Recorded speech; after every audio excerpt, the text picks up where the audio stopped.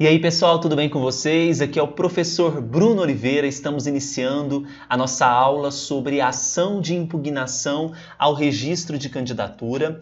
Essa é a nossa Escola de Direito Eleitoral. Você que está acompanhando esse vídeo, é a primeira vez que você assiste, nós temos um curso chamado Escola de Direito Eleitoral, focado para as eleições 2020. Para você adquirir esse curso, basta você acessar o site www.eleitoralcombruno.com.br, tá certo? Então vamos aí falar sobre a famosa ARC, a ação de impugnação ao registro de candidatura. Primeiramente, nós temos que observar que quando eu falo de ação de impugnação ao registro de candidatura, é uma das possibilidades de impugnar o registro de um candidato. Tá? Porque nós temos, além da interposição desta ação, é possível que o eleitor que não é legitimado ativo para a propositura da ARC apresentar a chamada notícia de inelegibilidade perante o juiz eleitoral da circunscrição.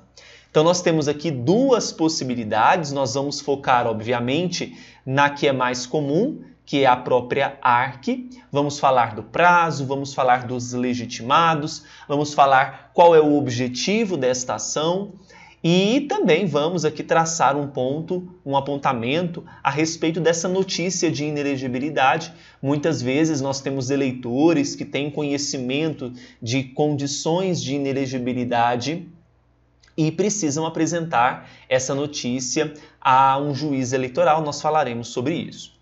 Primeiro ponto a ser abordado é o objetivo desta ação de impugnação ao registro de candidatura. Para que eu vou interpor uma ação para impugnar, para obstar o registro de uma candidatura?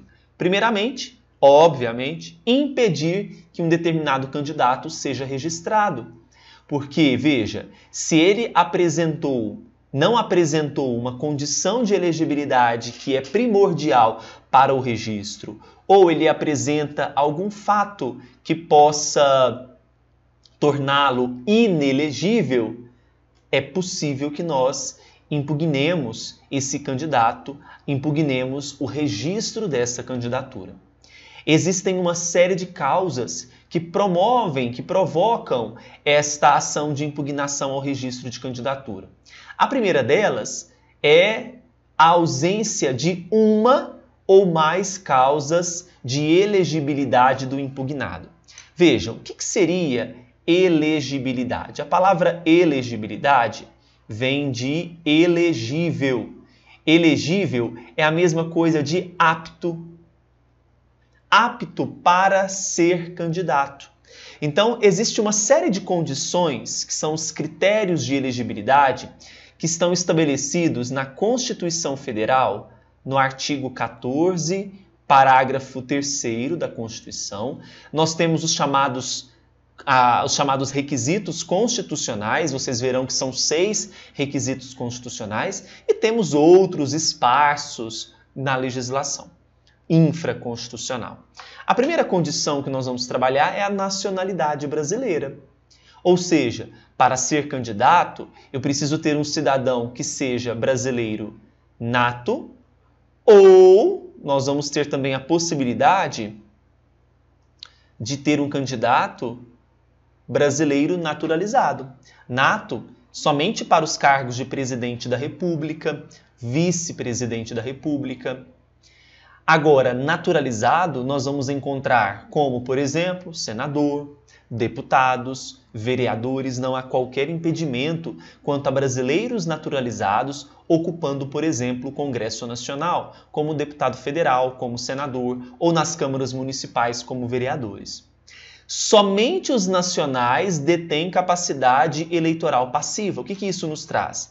Estrangeiro. Não estou falando de brasileiro naturalizado, eu estou falando de estrangeiro. Estrangeiro pode ser eleito, pessoal? Não. O estrangeiro, ele é inelegível, ok? Porque ele não detém capacidade eleitoral passiva, ou seja, ele não pode ser votado. Certinho? Prova de nacionalidade, quando que ela é realizada? na ocasião do alistamento eleitoral. Quando você se alista eleitoralmente, você apresenta uma série de documentos no cartório eleitoral e um desses documentos comprova a nacionalidade daquele eleitor.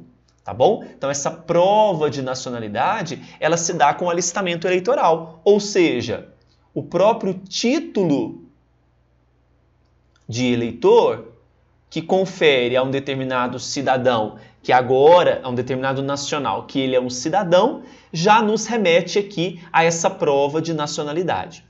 Ok? Então essa é a primeira causa de elegibilidade. A segunda causa de elegibilidade é o pleno exercício dos direitos políticos. O que isso significa? Significa dizer que não existe para aquele cidadão nenhuma causa de suspensão ou perda de direitos políticos. As causas de suspensão ou perda dos direitos políticos, elas estão atribuídas na Constituição Federal, artigo 15. O artigo 15 da Constituição prevê que no Brasil nós não temos a cassação de direitos políticos, mas nós temos situações que geram perda ou suspensão dos direitos. Como, por exemplo, nós temos improbidade administrativa. A improbidade administrativa gerará a suspensão dos direitos políticos pelo tempo que assim determinar. Nós temos, por exemplo, uma decisão transitada em julgado, que também gera a suspensão dos direitos políticos pelo tempo do cumprimento da pena. Nós temos, por exemplo, a aquisição de outra nacionalidade brasileira, que geraria uma perda de direitos políticos.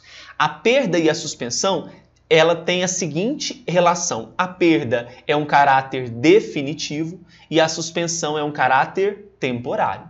Ok?